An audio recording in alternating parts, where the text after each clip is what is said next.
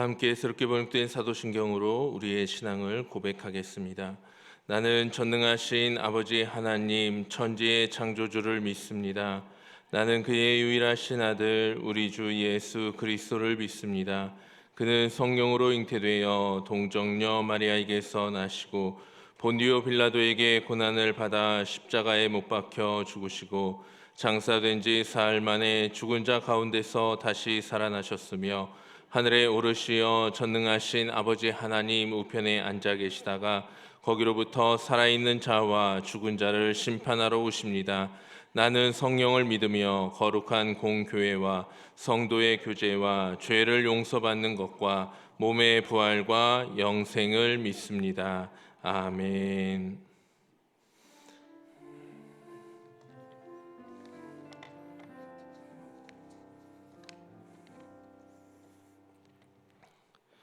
오늘 하나님께서 우리에게 주신 말씀 마태복음 17장 22절에서 23절까지의 말씀을 함께 보겠습니다. 마태복음 17장 22절에서 23절까지 신약성경 29쪽에 있는 말씀입니다. 기록된 하나님의 말씀 우리 한 목소리로 함께 읽도록 하겠습니다. 갈릴리에 모일 때 예수께서 제자들에게 이르시되 인자가 장차 사람들의 손에 넘겨져 죽임을 당하고 제3일에 살아나리라 하시니 제자들이 매우 근심하더라. 아멘.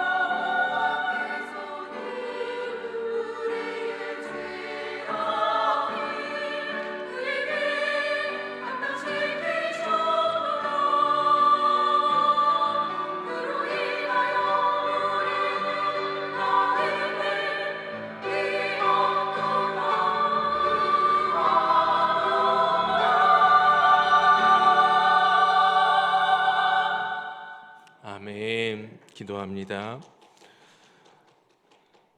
사랑과 은혜가 풍성하신 하나님, 우리를 위하여 십자가 지신 그 주님의 고난을 생각하며 주님께 찬양과 경배와 영광을 올려드립니다. 우리가 무엇이간데 주님께서 십자가를 지셨고 우리가 무엇이간데 주님의 모든 물과 피를 흘리셨습니까?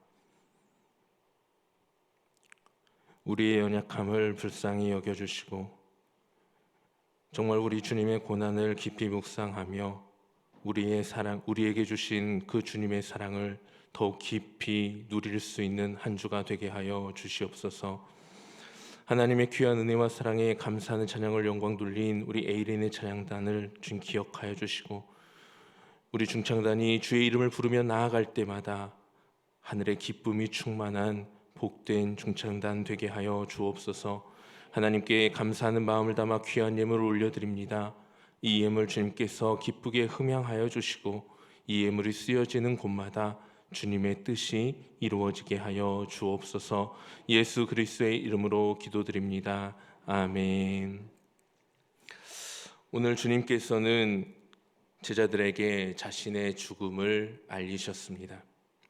그리고 그 알리신 그대로 주님께서는 고난 당하셨고 십자가에 못 박혀 죽임을 당하셨습니다. 우리는 오늘 종려주일을 시작하여 고난 주간을 맞이하게 됩니다. 오늘 여러분들에게 작은 종이 A4 한 장씩을 나눠드렸는데요. 오늘 그 말씀들을 함께 보면서 한 주일 동안 고난 주간 동안 우리 주님께서 지나가셨던 행적 하나하나를 시간 순서대로 쭉 살펴보면서 우리가 이번 고난 주간을 어떠한 마음으로 지내야 하는지 다시 한번 묵상해보는 그러한 시간을 가져보고자 합니다. PPT 화면을 띄워주시면 감사하겠습니다. 고난 주간, 영어로는 홀리 위크 혹은 패션 위크라고도 불리우는 그러한 주간이 고난 주간입니다. 성주일 혹은 고난 주간 이렇게 우리가 부르는 주간이 이제 종려주일 오늘로 시작을 해서 한 주일 동안 이루어집니다. 오늘 우리가 위 목사님 말씀을 통해서 보았던 것처럼 오늘 예루살렘 백성들은 자신들의 왕으로 오신 줄 안 예수님을 향하여 열렬한 환호를 보내었습니다. 그러나 그 환호는 일주일도 지나지 않아 예수님을 향한 십자가에 못 박으라는 외침으로 또 예수님을 향하여 온갖 모욕과 욕설을 내뱉는 그러한 모욕으로 변화되었습니다. 예수님께서는 오늘 첫째 날 종려주일 예루살렘을 향하여 가셨고 예루살렘 안으로 입성하셨습니다. 이 예루살렘에 입성한 사건은 사복음서에 모두 다 기록이 되어져 있습니다. 마태복음, 마가복음, 누가복음, 요한복음 모두 기록이 되어 있는데 이 말씀들을 우리가 다 읽을 수는 없고요. 여러분들이 오늘 집에 가셔서 이 모든 사복음서의 말씀들을 꼭 묵상하면서 이번 고난 주간을 시작하셨으면 좋겠습니다. 오늘 시간 관계상 우리는 마가복음 11장 1절에서 11절의 말씀을 함께 보고자 합니다. 앞에 화면에 나오니까요. 한 절씩 저랑 교독하면서 읽도록 하겠습니다. 제가 먼저 1절, 여러분들이 2절 교독해서 11절까지 한번 말씀을 읽어보도록 하겠습니다. 제가 먼저 1절의 말씀을 읽겠습니다. 그들이 예루살렘에 가까이 와서 감람산 벳바게와 베다니에 이르렀을 때에 예수께서 제자 중 둘을 보내시며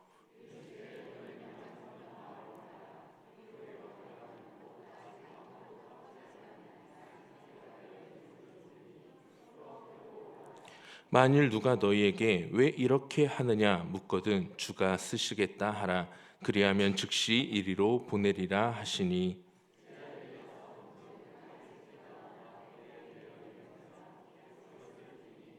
거기서 있는 사람 중 어떤 이들이 이르되 나귀 새끼를 풀어 무엇 하려느냐 하매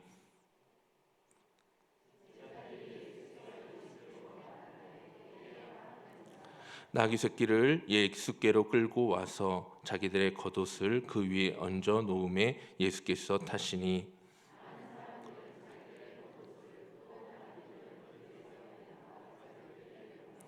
앞에서 가고 뒤에서 따르는 자들이 소리 지르되 호산나 찬송하리로다. 주의 이름으로 오시는 이여.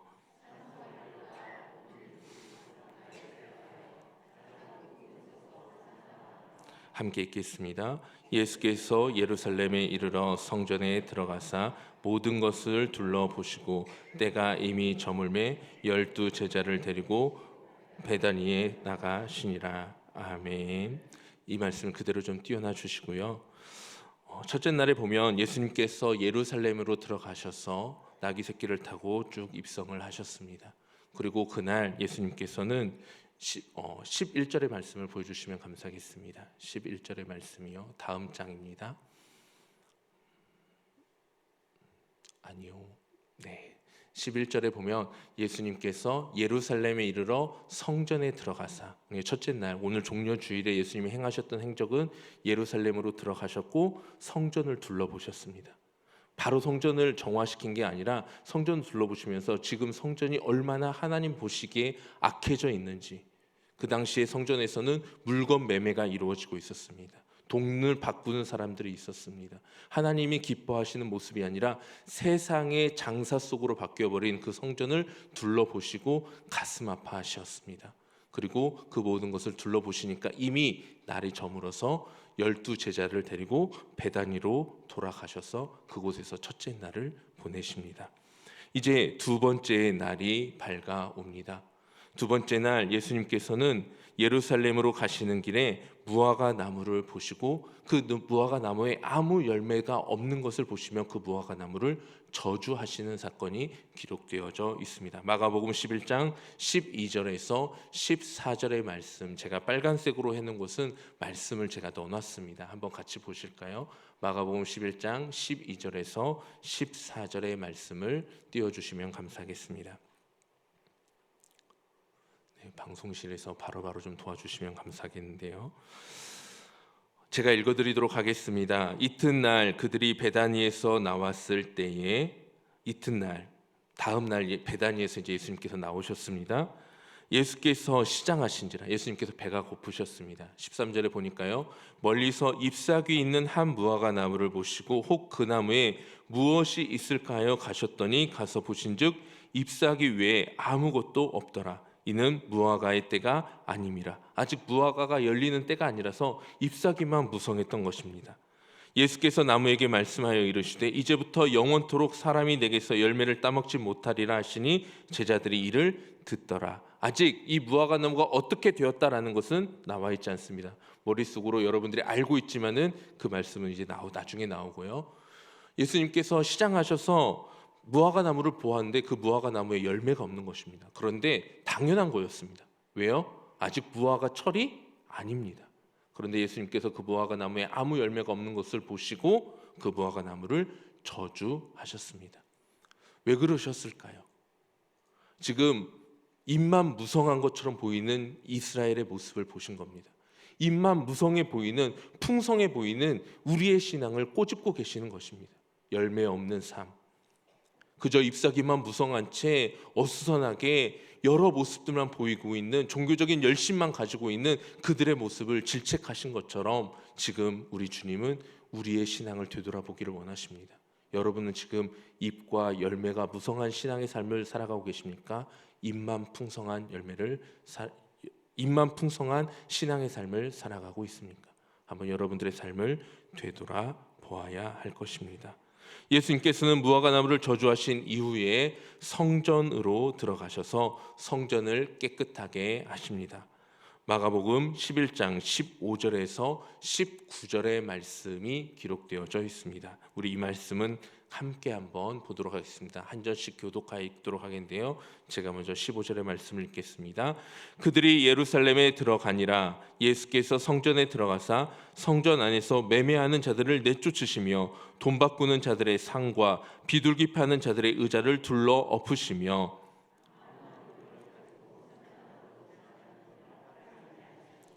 이에 가르쳐 이르시되 기록된 바 내 집은 만민이 기도하는 집이라 칭함을 받으리라고 하지 아니하였느냐. 너희는 강도의 소굴을 만들었도다 하시매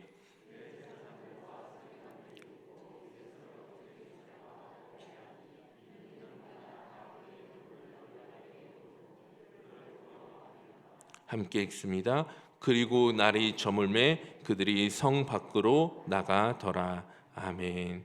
우리 둘째 날 PPT를 다시 한번 띄워주시면 좋겠습니다. 월요일 PPT를 띄워주시면은요, 예수님께서 성전을 깨끗이 정화하신 뒤에 마태복음의 말씀에 보면은 병든 자들을 고쳐주신 사건도 기록되어져 있습니다. 예수님은 성전을 다 정화시켜서 그들에게 그 성전에서 매매하는 자들, 강도의 구릴로 만든 자들을 다 쫓아내신 뒤에 그 성전에서 온전히 이루어야 될 진정한 사건, 병든 자들과 연약한 자들을 치료하고 일으키는 사건을 행하여 주신 뒤에 이 사건들을 바라보니까 대제사장들이 비난도 하고 오늘 우리가 방금 읽었던 말씀에 보면은 두려워하는 마음도 가졌습니다. 그들은 예수님이 행하셨던 이 일들이 썩 내키지 않았습니다. 예수님께서 성전을 바꾸고 성전을 정화시키는 이 사건이 그들의 경제적인 그런 일들에 피해를 끼치는 사건이었기 때문입니다. 성전에서 매매하는 사람들은 다 대제사장들과 서기관들과 그 당시 종교 지도자들과 연결되어 있는 사람들이었습니다. 그런데 그 사람들을 내어 쫓으시니까 그들이 바라보기에 예수님의 그 모든 행적들은 달가워 보이지 않았던 것입니다. 둘째 날 월요일, 이날 예수님께서는 성박 이 모든 일정을 마치시고 성박 베다니로 나가셨습니다. 마가복음에서는 그냥 성 밖으로 나갔다라고 되어 있는데 마태복음에 보면은 베다니로 돌아가셨음을 말씀하여 주고 있습니다. 그리고 이 둘째 날은 이렇게 성전을 깨끗이 하시고 병든 자들을 고쳐 주셨던 이 일들이 기록되어 있음으로 말미암아 이 날을 권위의 날이다, 예수님의 권위를 드러내신 날이다라고 그렇게 표현하기도 합니다. 이제 세 번째 날이 이르릅니다. 세 번째 날은 변론의 날입니다. 예수님께서 성전 안에서 많은 변론을 펼치셨던 사건들이 기록이 되어져 있습니다. 마가복음 11장 20절에서 21절에 보면은요, 제가 여기에다가 기록해 놓진 않았지만은 무화과 나무가 말라 죽게 됩니다. 예수님께서 예언하신 그 말씀 그대로 다시는 사람들이 그곳에 그 나무를 통하여서 아무런 열매도 거두지 못하는 그러한 결과가 찾아오게 된 것입니다.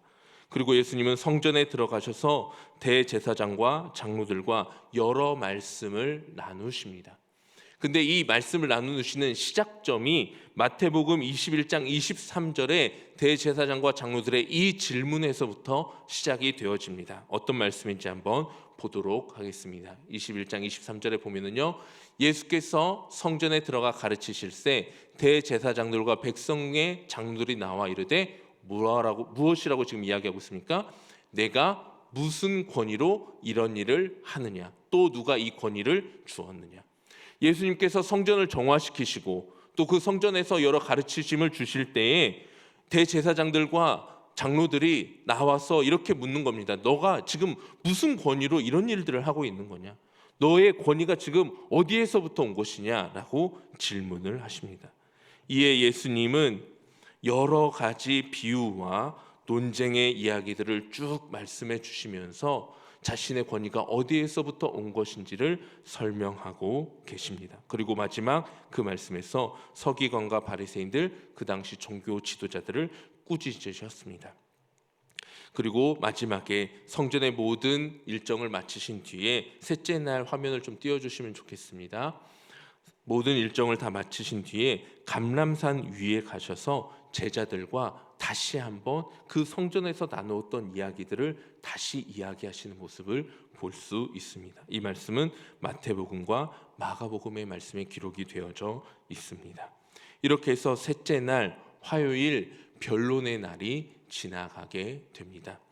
제가 지금 쭉 말씀을 드리면서 이 검은 화면이 나와 있는 옆에 보면은 지금 여러분들이 보셨을 때 오른쪽 이쪽에 보면은 지금 이렇게 검정색 글씨 말고 그림이 그려져 있는데요. 이게 지금 자세히 보시면은 지금 첫 1, 2, 3, 4 가로로 해가지고 입성 그 다음에 여러 가지 쭉 순서대로 나와 있습니다. 이 순서대로 지금 예수님께서 지금 행적을 옮기고 계시는 겁니다. 좀 그림이 크지 않아서 잘 보이지 않는데요. 저도 나름대로 제일 그나마 깔끔하고 좀 잘 나온 사진을 골라서 옆에다가 넣었는데 좀 자세한 사진을 보기 원하시면 저에게 말씀해 주시면 제가 이 사진 자료도 넘겨드릴 수 있도록 그렇게 하겠습니다. 이제 네 번째 날이 됩니다. 네 번째 날은 침묵의 날이라고 합니다.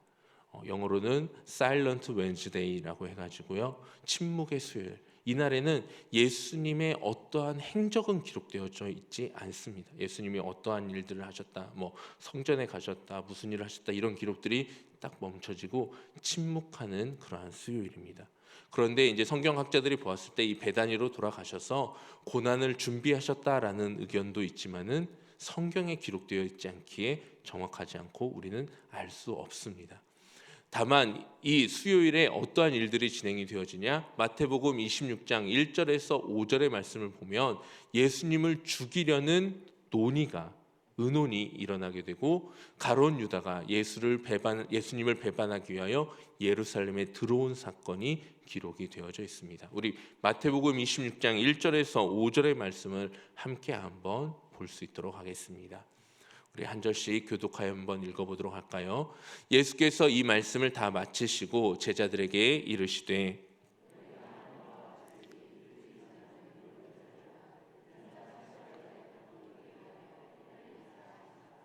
그때 제사장들과 백성의 장로들이 가야바라 하는 대제사장의 관정에 모여 함께 읽어볼까요? 말하기를 밀란이 날까 하노니 명절에는 하지 말자 하더라. 아멘.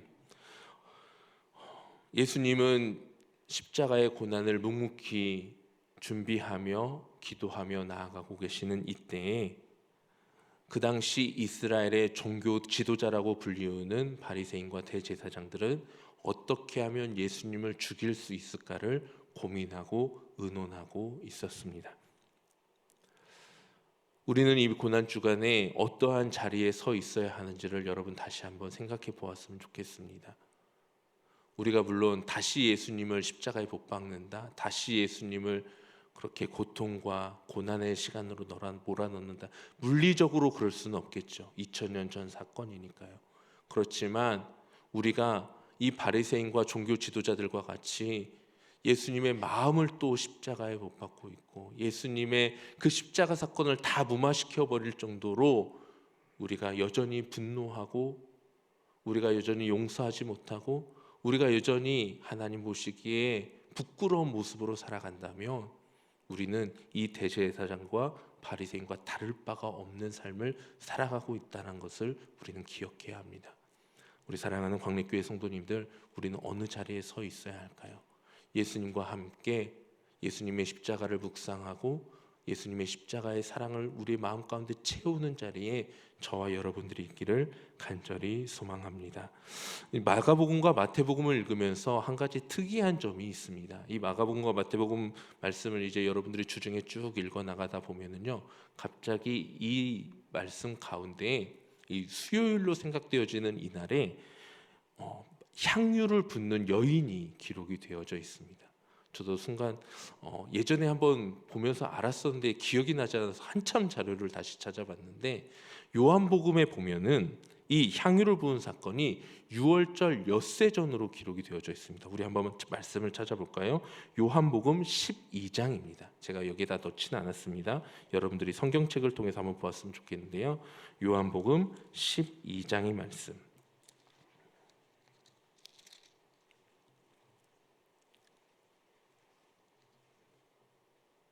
3절까지만 같이 한번 보도록 하겠습니다. 1절부터 3절까지 보면은요, 제가 읽어드리도록 할게요. 여러분들은 눈으로 보시면 되겠습니다. 6월절 엿새 전에, 언제라고 나와 있죠? 6월절 엿새 전에, 시간으로 따지면 어제입니다. 종려주일 전날, 예수님께서 예루살렘에 입성하기 전날, 어제 6월절 엿새 전에 예수께서 베다니에 이르시니 이곳은 예수께서 죽은 자 가운데서 살리신 나사로가 있는 곳이라. 거기서 예수를 위하여 잔치할새 마르다는 일을 하고 나사로는 예수와 함께 앉은 자 중 있더라.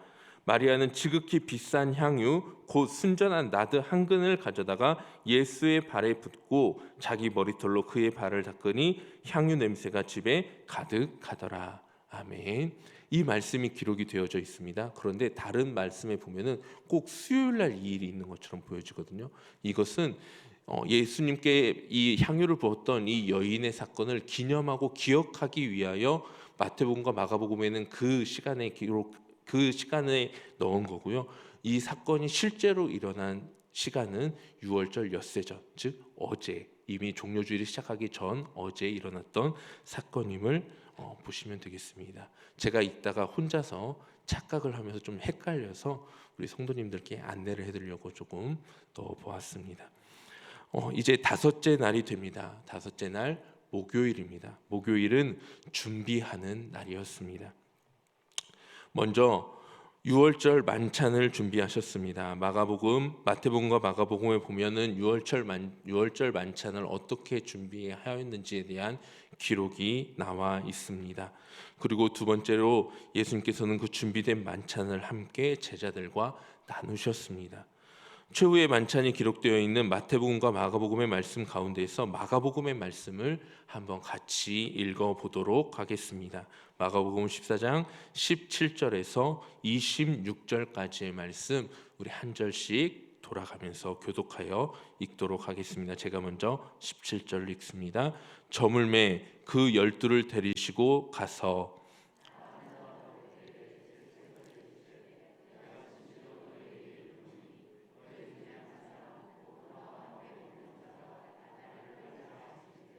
그들이 근심하며 하나씩 나는 아니지요 하고 말하기 시작하니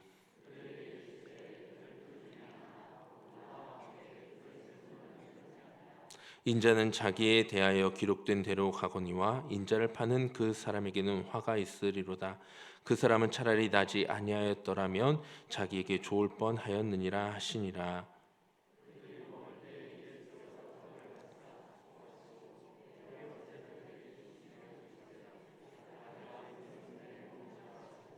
또 잔을 가지사 감사기도 하시고 그들에게 주시니 다 이를 마시매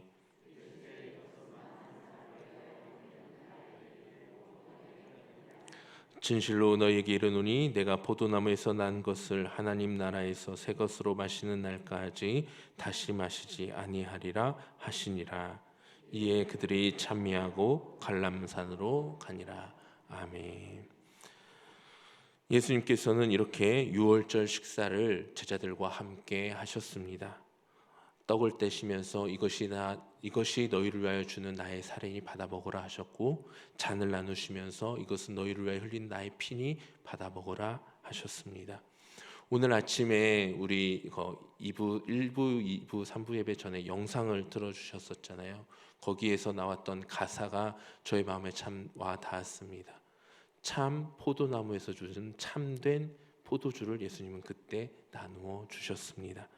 예수님께서 나누어 주신 그 떡과 포도주는 우리의 삶의 자리 가운데서 우리가 늘 예수님과 함께 살아가는 하나 되는 연합을 상징합니다. 그래서 이제 우리가 이번까지는 코로나로 인하여서 같이 성찬을 나누진 않지만요. 우리가 성찬을 할 때 이 받고 마시는 떡과 포도주가 그냥 아무것도 아닌 그냥 권사님들이 썰어 놓은 카스테라, 권사님들이 따라 놓은 포도즙이 아니라 정말 그 안에 나를 향한 사랑이, 나를 향한 헌신이, 나를 향한 희생이 담겨져 있는 떡과 포도주임을 늘 기억하면서 받아 마시고 감격하고 예수님과 진정으로 하나 되어질 수 있는 은혜가 있기를 간절히 소망합니다.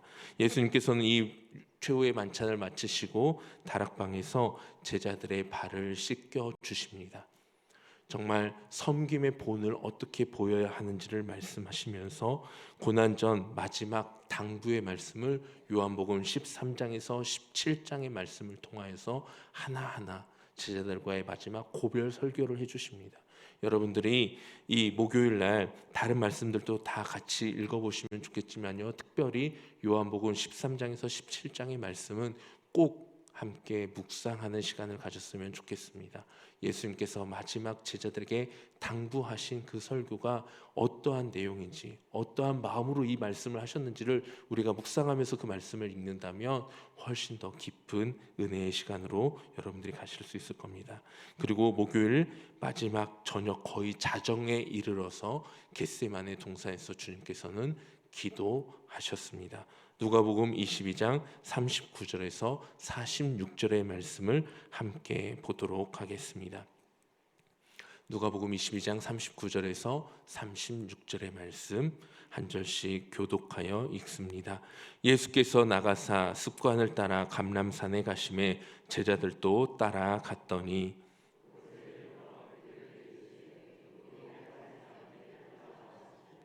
그들을 떠나 돌 던진 만큼 가서 무릎을 꿇고 기도하여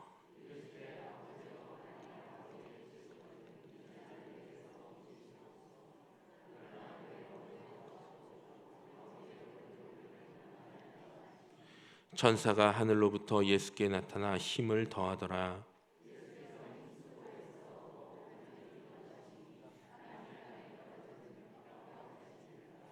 기도 후에 일어나 제자들에게 가서 슬픔으로 인하여 잠든 것을 보시고 이르시되 어찌하여 자느냐 시험에 들지 않게 일어나 기도하라 하시니라.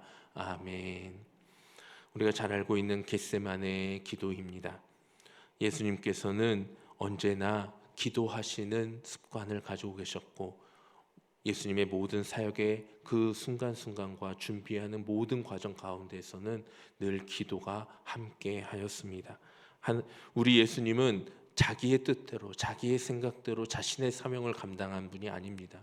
늘 기도하시면서 하나님의 뜻을 구하였고 아버지가 원하시는 것이 무엇인지를 늘 물으시면서 한 걸음 한 걸음을 걸어 나아가셨습니다.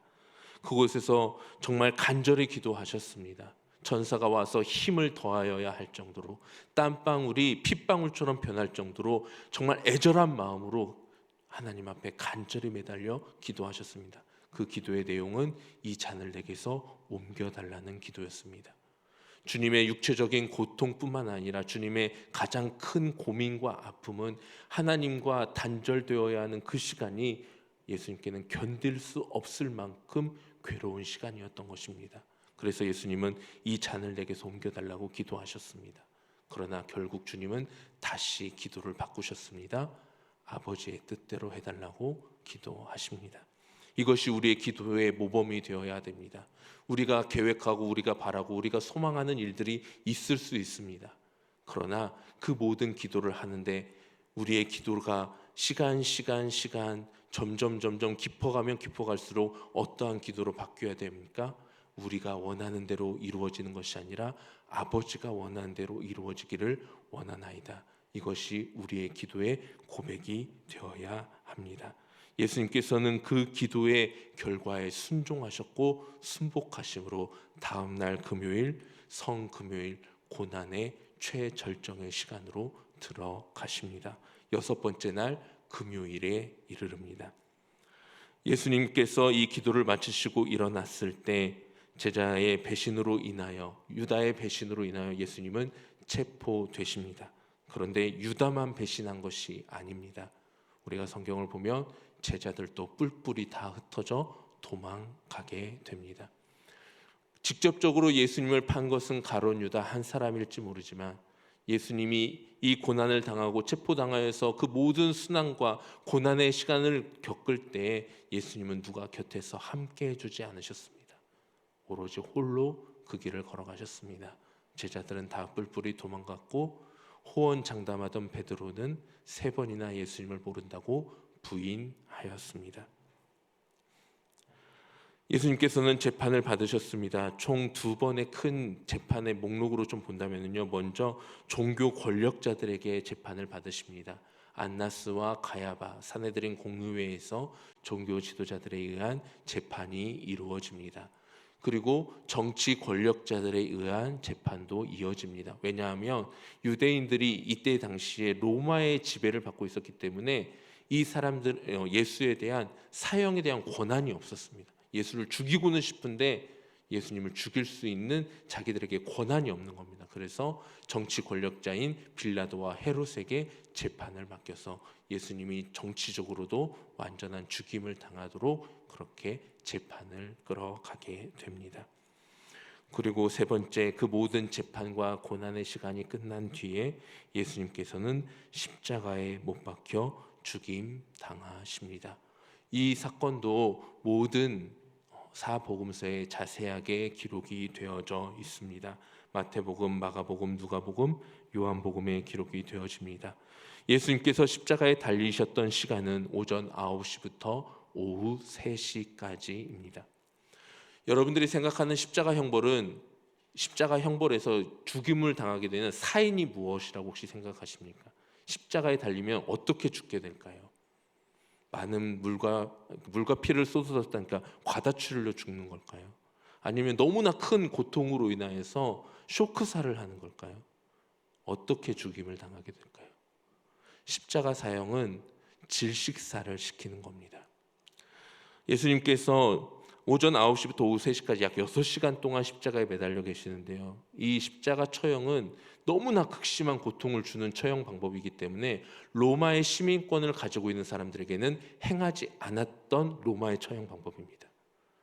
자기 자국민한테는 도저히 너무 잔인해가지고 행할 수 없고, 자기가 지배하고 있는 나라들, 식민지에서 반란을 일으키거나 흉악범들을 잡아다가 고통스럽게 죽이는 본을 보이기 위해서 이 십자가 처형을 합니다.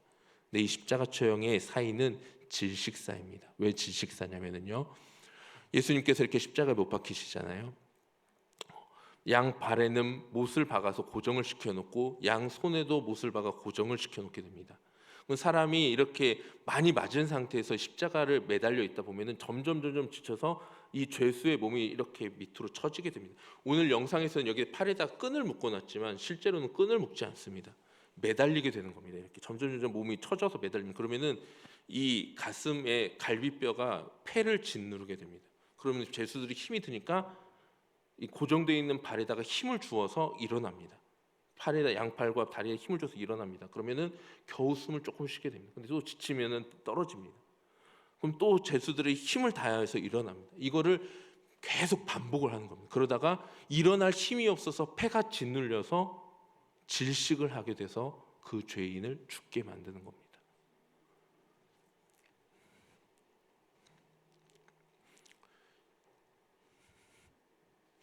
예수님은 6시간 동안 매달리셨습니다. 예수님이 죄가 있어서 십자가에 달리신 것이 아닙니다. 예수님에게는 아무런 사형받을 만한 죄가 없으셨습니다.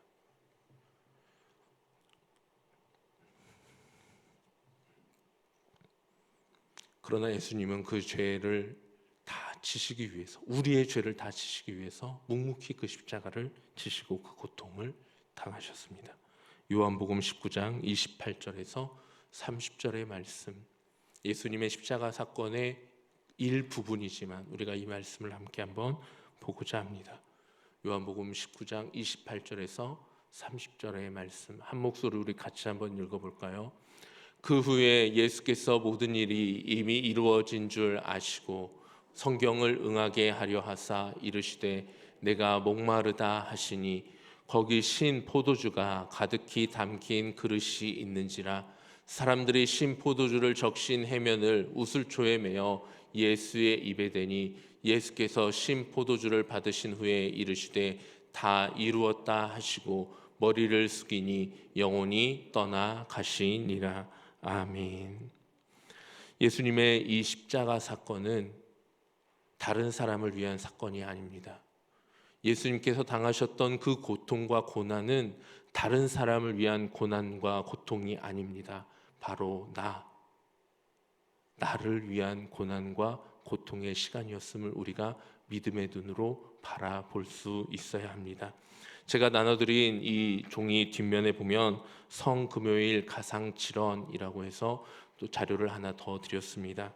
예수님께서 십자가 위에서 말씀하셨던 7마디의 말씀, 마지막 말씀 7개를 적어 놓았는데요. 우리가 성금요일 예수님의 십자가를 묵상하면서 함께 묵상하면 좋겠습니다. 그리고 예수님께서 모든 십자가의 고난을 다 당하신 뒤에 마태복음 27장 57절에서 61절의 말씀에 보면 이제 무덤에 장사되십니다. 저물었을 때에 아리마대의 부자 요셉이라 하는 사람이 왔으니 그도 예수의 제자라. 빌라도에게 가서 예수의 시체를 달라 하니 이에 빌라도가 내주라 명하거늘 요셉이 시체를 가져다가 깨끗한 세마포로 싸서 무덤 바위 속에 판 자기 새 무덤에 넣어두고 큰 돌을 굴려 무덤 문에 놓고 가니 거기 막달라 마리아와 다른 마리아가 무덤을 향하여 앉았더라. 아멘. 자, 이 시간쯤 되면은 이제 금요일 저녁이 됩니다. 오후 3시에 예수님께서 내려오시고, 근데 금요일 저녁부터 안식일이 시작이 되기 때문에 다른 일을 할 수가 없습니다. 우리가 잘 알고 있는 것처럼 안식일에는 다른 어떠한 일도 할 수 없기에 아리마대 사람 요셉이 무덤을 급하게 예수님을 세마포에 싸서 무덤 안에 넣게 됩니다. 그래서 원래는 정식적인 장례 절차를 하면은 그 시체를 세마포에 싸고 향유를 바르고 여러 약품을 바르고 해야 되는 작업이 있었는데 그 작업을 하지 못하고 급히 무덤에다 넣은 겁니다. 그래서 이 안식일이 끝나고 나서 여인들이, 우리 부활절 아침에 보면 여인들이 예수님을 찾아가지 않습니까? 그 찾아간 이유가 그 장례를 마무리를 하기 위해서 향유도 바르고 여러 마지막 약품도 바르고 해서 장례를 마무리하려고 여인들이 찾아갔다가 여인들이 본 곳은 어떤 무덤을 보았습니까? 빈 무덤을 보게 된 것입니다. 예수님은 이렇게 십자가를 지셨고 무덤 속으로 들어가셨습니다. 그러나 이 무덤에 장사되신 것은 끝이 아니라 우리에게 더 놀라운 은혜를 주시기 위한 새로운 시작입니다. 7째 날 토요일입니다. 토요일은 안식의 날이라고도 불리고요, 또 부활을 준비하는 날이라 해서 예비의 날이라고 불리우기도 합니다. 또 아무런 무덤의 캄캄한 가운데 계셨다라고 해서 암흑의 날이라고 불리우기도 합니다. 이 날에는 로마 병정들이 예수님의 무덤을 지킨 기록이 나와 있습니다. 이렇게 주일로 시작되어서 토요일까지 한 주간, 고난주간 예수님의 고난의 행적들을 하나하나 하루하루 살펴보았습니다. 예수님께서 걸어가셨던 이 모든 행적이 우리를 구원하시기 위한 한 걸음 한 걸음이었다는 사실을 우리는 이번 한 주간 잊지 않고 기억해야 합니다. 아무런 이유 없이 그냥 하루하루를 보내신 것이 아니라 예수님께서는 그 모든 하루하루가 우리를 구원하시기 위한 준비였고 과정이었고 행적이었습니다. 이 사실을 기억하면서 한 주 동안 더욱 말씀에 집중하여 주님의 발자취를 따르고 또 주님의 십자가를 더욱 깊이 이해할 수 있는 복된 한 주가 되기를 우리 주님의 이름으로 축원합니다. 기도하겠습니다. 사랑과 은혜가 풍성하신 하나님, 우리를 위하여 주신 십자가를 다시 한번 생각해 봅니다. 예수님께서 하루하루 우리를 위하여 십자가 지시고 하여 걸어가셨던 그 행적들을 우리가 함께 묵상해 보았습니다.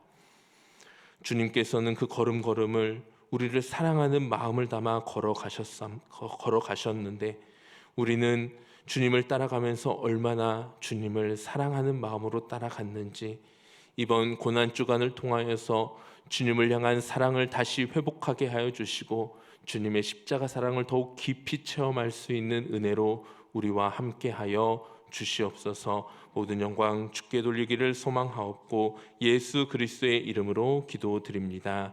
아멘.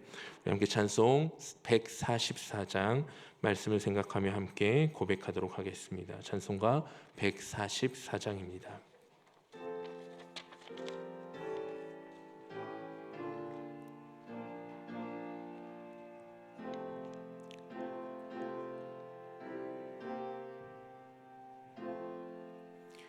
예수 나를 위하여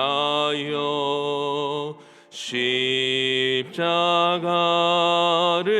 질 때 세상 죄를 지시고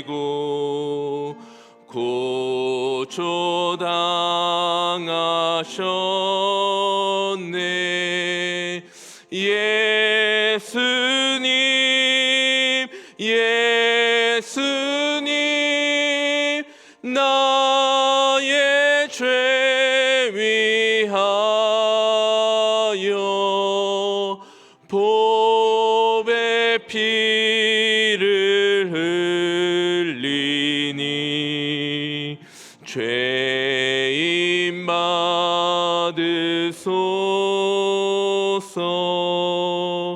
십자가를 지심은 무슨 죄가 있나. 저무지한 사람들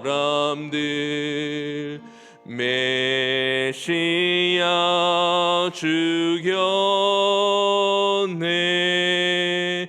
예수님, 예수님, 나의 죄 위하여 보배 피를 흘리니 죄인 받으소서.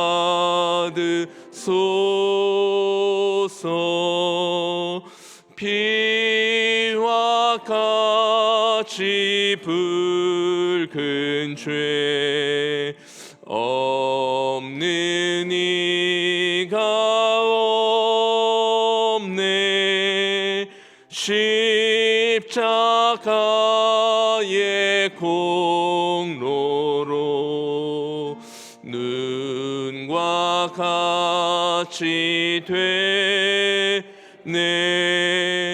예수님, 예수님,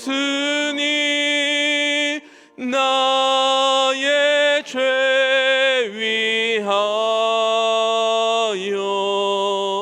보배 피를 흘리니 죄인 받으소서.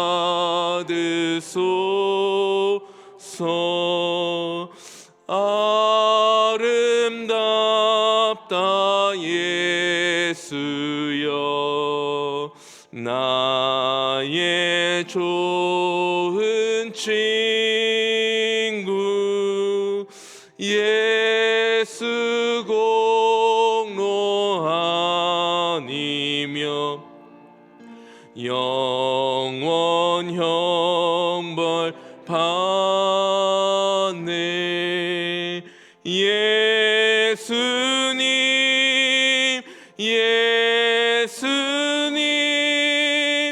나의 죄 위하여 보배 피를 흘리니 죄인 받으소서.